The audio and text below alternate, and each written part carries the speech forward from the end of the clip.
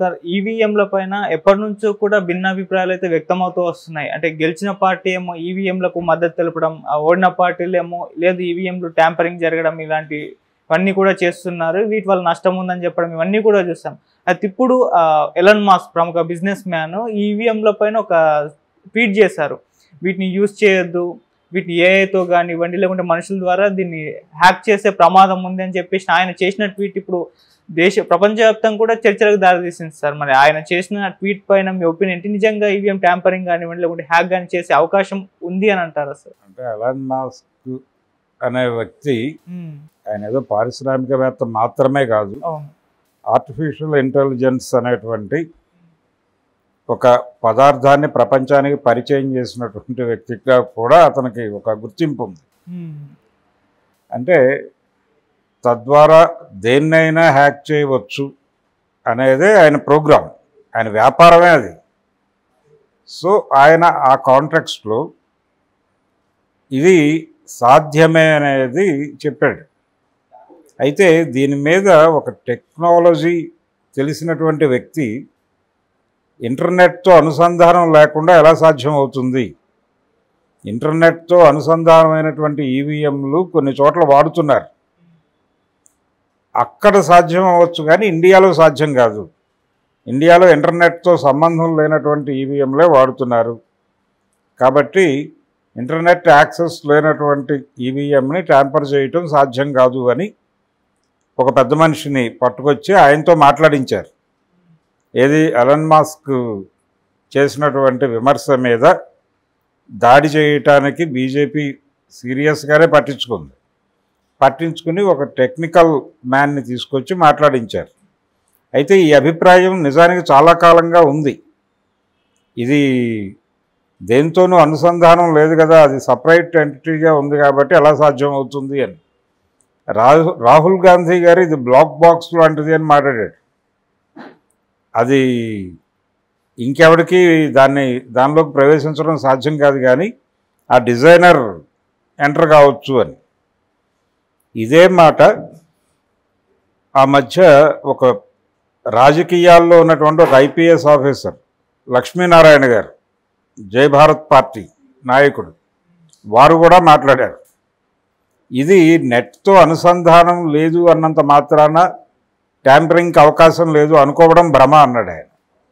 అని కీ ద్వారా ఎవరైతే దాన్ని ప్రోగ్రామింగ్ చేస్తారో వాళ్ళే కీ ద్వారా దీన్ని ఆపరేట్ చేసి మేనేజ్ చేయవచ్చు, ట్యాంపర్ చేయవచ్చు అని చెప్పాడు స్పష్టంగా.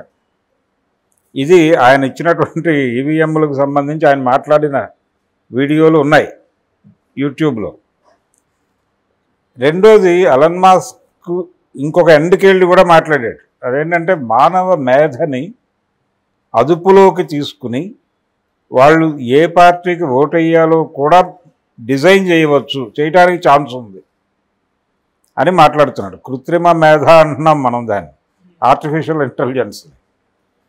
ఈ కృత్రిమ మేధ అనే దాని ద్వారా అవతల వాళ్ళు ఏ పార్టీకి ఓటు వేయాలో కూడా డిజైన్ చేయవచ్చు, దేన్నైనా డిజైన్ చేయవచ్చు అనేది మనకి రామాయణ కాలం నుంచి ఉన్న వ్యవహారమే.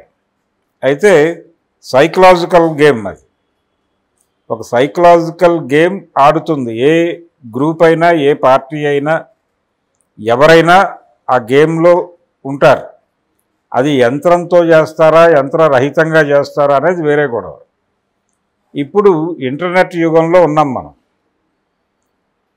నేను ఎందుకు రామాయణంతో పోల్చానంటే, నిజానికి మొన్న ఏపీలో తెలుగుదేశం కూటమి గెలుపు రామాయణ గెలిపే దాదాపుగా. అంటే విస్పరింగ్ క్యాంపెయిన్ చాలా బలంగా చేశాడు చంద్రబాబు నాయుడు. జగన్ దుర్మార్గుడు, జగన్ విలను, జగన్ దుర్మార్గుడు, జగన్ కోటేయకండి, జగన్ విముక్త ఆంధ్రప్రదేశ్ కోరుకోవాలి, జగన్ చేతుల్లో జనమందరూ నానా కష్టాలు పడ్డారు. ఇలా ఆయన ఒక రకంగా చెవి కింద జోరీగలాగా జనాల్లోకి ఇంజెక్ట్ చేసి ఒక రకంగా ఓటర్లను హిప్నోటైజ్ చేసే లెవెల్కి వెళ్ళింది. అది సింథటిక్ టెలిపతి అని ఒక పదం ఉంది. ఆ సింథటిక్ టెలిపతి ప్రయోగించే లెవెల్కి తీసుకెళ్ళాడు చంద్రబాబు నాయుడు గారు తన ప్రచార వ్యూహంతో. జగన్మోహన్ రెడ్డిని రెడిక్యూల్ చేస్తూ దాదాపు కొన్ని వేల వీడియోలు వాళ్ళు ఇంటర్నెట్ ప్లాట్ఫామ్స్ మీద పంప్ చేశారు. అంటే పొలిటికల్ క్రిటిసిజం కాదు, రెడిక్యూల్ చేయటమే. రెడిక్యూల్ చేస్తూ కొన్ని వేల వీడియోలు చేశారు, చేసి విపరీతంగా పంపు చేశారు సోషల్ మీడియాలో. దాని ప్రభావం ఖచ్చితంగా ఉంటుంది కదా చూసేవాడి మీద. వాడు వివరంలోకి వెళ్ళడు, అక్కడ వరకు విషయం వాడికి క్యారీ ఫార్వర్డ్ అవుతుంది. ఇలా మేధని కంట్రోల్ చేయటం అనేది రామాయణం స్టైల్. రామాయణంలో కూడా మాయసీత సీతమాయ అని ఒక గందరగోళం ఉంది, ఓ చర్చ. అంటే రావణుడు సీతాపహరణం చేయటం వల్లనే రాముడు వెళ్ళి ఆయన్ని హతమార్చాడు. ఒక కాజు కోసం, ఒక మంచి కారణం కోసం మాత్రమే రావణవధ జరిగింది తప్ప వేరే అభిప్రాయం లేదు ఆయనకి అనేది ఎస్టాబ్లిష్ చేయటం కోసం దాన్ని విపరీతంగా ప్రచారం చేశారు. ఆ విపరీతంగా ప్రచారం చేయటం అనేది అక్కడి నుంచి మొదలై ప్రతి సందర్భంలోనూ చంపదలుచుకున్నవాడిని, అంటే చంపదలుచుకున్నవాడిని వాడు పరమ దుర్మార్గుడు, లోకకంటకుడు అని ప్రచారం చేయాలి. లోకకంటకుడు అనే ట్యాగ్ లైన్ కింద వాడిని ట్యాగ్ చేసేస్తే తర్వాత చంపేస్తే ప్రపంచం పెద్దగా పట్టించుకోదు అనే సిద్ధాంతాన్ని ఫాలో అవుతూనే చంద్రబాబు నాయుడు గారు జగనాసురుడు ఇలాంటి పదాలన్నీ కాయిన్ చేశాడు. అంతకుముందు నారాసురుడు అనే పదాన్ని వాళ్ళు డిజైన్ చేశారు. వైసీపీ వాళ్ళు కూడా ఈ తాంత్రిక ప్రచారంలో వాళ్ళు కూడా కొంత జ్ఞానం ఉంది వాళ్ళకు కూడా. వాళ్ళు కూడా ఆ ప్రయత్నం చేశారు కానీ వర్కౌట్ అవ్వలేదు అది. అలాగే ఈ ఈవీఎంలు ట్యాంపరింగ్కి సంబంధించి గత ఎన్నికల అంటే 2019 ఎన్నికల ఫలితాల ప్రకటన అనంతరం జగన్మోహన్ రెడ్డి గారు మాట్లాడినటువంటి వీడియో ఇప్పుడు వైరల్గా మారింది. ఆయన అంటే తాను గెలిస్తే గెలుపు, మేం గెలిస్తే ఈవీఎంలా అన్నాడు జగన్మోహన్ రెడ్డి చాలా స్పష్టంగా, చంద్రబాబును టార్గెట్ చేస్తూ. ఇప్పుడు అదే పరిస్థితి. ఇప్పుడు జగన్మోహన్ రెడ్డి డైలాగ్ అదే. ఈవీఎం అనే మాట బలంగా చెప్పకుండా ఆయన నర్మగర్భంగా మా ఓటమి ఎలా జరిగిందో కొంత మాకు సమాచారం ఉంది, సాక్ష్యాధారాలు చూపించలేని పరిస్థితులు ఉండటం వలన నేను దాన్ని సీరియస్గా ప్రస్తావించలేకపోతున్నాను అని మాట్లాడాడు ఆయన. అంటే ఈవీఎంలనే అది మిగిలిన నాయకులు ఓపెన్గా మాట్లాడుతున్నారు. ఇది యాంత్రిక విజయము, తాంత్రిక విజయము కూడా అనే విషయాన్ని అంగీకరించాలి. ఈ డిజైనింగ్ అలా జరిగింది కాబట్టి ఆ డిజైనింగ్లో భాగంగా వచ్చినటువంటి గెలుపుని తాను అనుభవిస్తున్నాను కాబట్టి చంద్రబాబు నాయుడు ఎన్డీఏకి వ్యతిరేకమైన నిర్ణయం తీసుకోలేకపోయాడు. నిజానికి ఆయన ఆ రోజున తన ఎంపీలతో ఇండియా కూటమి వైపు షిఫ్ట్ అయితే ఏమిటి పరిస్థితి అక్కడ? ఆయన అడుగు ముందుకు వేస్తే నితీష్ కుమార్ కూడా కొంత కదిలేవాడు. ఎందుకు ఆ లీడ్ తీసుకోలేదు? మొదటి రోజే లెటర్ తీసుకెళ్ళి రాత్రి 8ంటికి రాష్ట్రపతికి ఎందుకు ఇచ్చాడు ఆయన చంద్రబాబు? ఇది ఆయన ఇరుక్కుని ఉన్నాడు అక్కడ. ఈ గెలుపు కేవలం ఆయన గెలుపు కాదు, కూటమి విజయం ఆయన భుజాల మీద నడవలేదు. అందులో వీరి తాంత్రిక ప్రయోగాలు ఉన్నాయి, విస్పరింగ్ క్యాంపెయిన్ లాంటివి. ఆ విస్పరింగ్ క్యాంపెయిన్ తాంత్రిక ప్రయోగంతో పాటు ఈవీఎం ట్యాంపరింగ్ అనేటువంటి ఒక యాంత్రిక తోడ్పాటు కూడా ఉంది. యాంత్రిక తాంత్రిక విజయం అది. కాబట్టి దీని మీద డిస్కషన్ బలంగా జరుగుతున్నటువంటి టైంలో ఇప్పుడు ఎలన్ మస్క్ వచ్చేసి ఇది సాధ్యమే అని చెప్పాడు.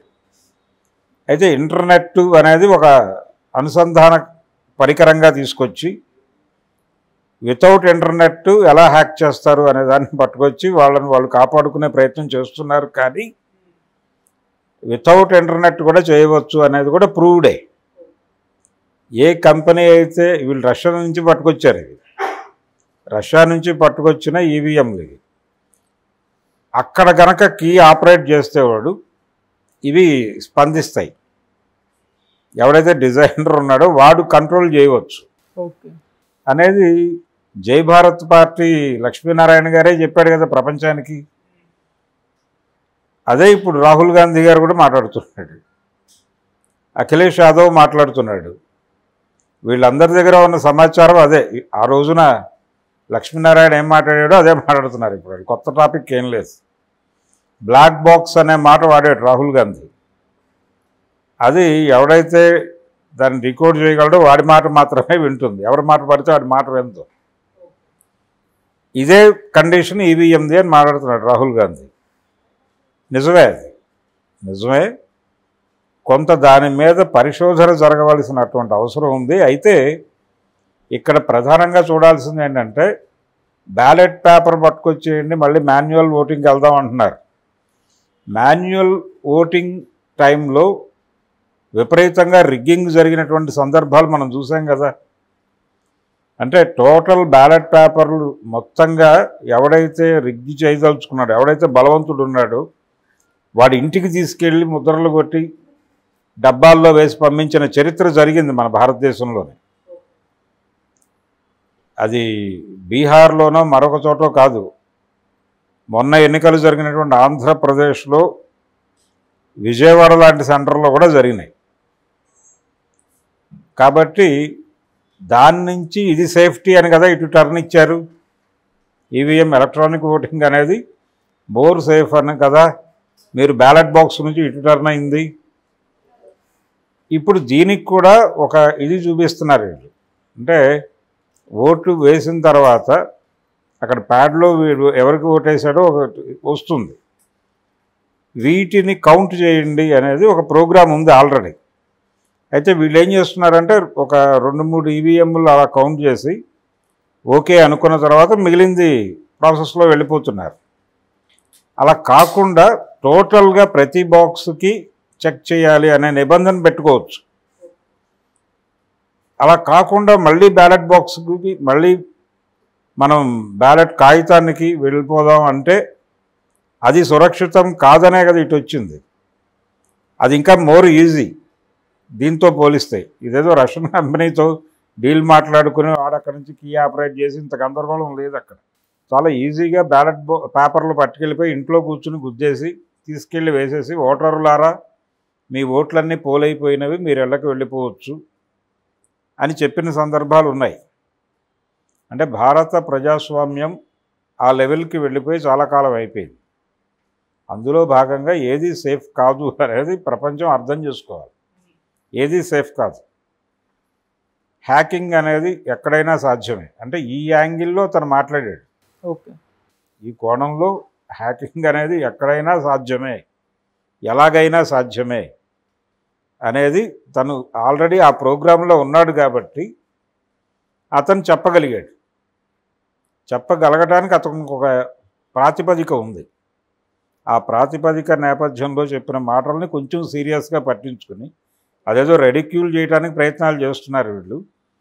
అది మానేసి, అపహాస్యం చేయటం మానేసి సీరియస్గా పట్టించుకుని దాని మీద ఒక చర్చ జరిపి దాన్ని ఇంతకంటే బెటర్గా ఎలా డిజైన్ చేయగలం అనే దిశగా వెళ్ళాలి తప్ప ఇప్పుడు రాహుల్ గాంధీ గారు కోరినట్టు లేకపోతే అఖిలేష్ యాదవ్ చెప్పినట్టుగా మళ్ళీ కాగితాల్లోకి వెళదామంటే అది అంత సేఫ్ ఏం కాదు.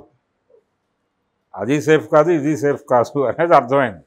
అంటే మన బ్రెయిన్ సెట్లోనే ఒక ప్రాబ్లం ఉంది. మనం ఏదో పద్ధతిలో గెలుపు ప్రధానం అనుకున్నప్పుడు ఏదో పద్ధతిలో గెలవచ్చు అనేది ప్రజలని నిరాదరించేటువంటి ఆలోచనతో ప్రారంభమవుతుంది. అది ప్రజాభిప్రాయాన్ని మనం ట్యాంపర్ చేస్తున్నాము అనే కనీస జ్ఞానము ఇంగితము ఉంటే వాడు చేయడు ఆ పని. ప్రజాభిప్రాయాన్ని ట్యాంపర్ చేయటమే రాజకీయం అనుకున్నవాడు చేస్తాడు. ఆ ప్రమాదం ఎప్పుడైనా ఉంటుంది. ఎలన్ మస్క్ కామెంట్ని సీరియస్గా పట్టించుకుని దాని మీద ఒక ఖచ్చితమైనటువంటి నిర్ణయాలు తీసుకోవాలి తప్ప బీజేపీ ప్రస్తుతం రెడిక్యూల్ చేసే ప్రయత్నం చేస్తుంది, అది ఆపాలి. అలాగే కాంగ్రెస్ పార్టీ వెనక్కి వెళ్దామని చెప్తోంది, అది తప్పే.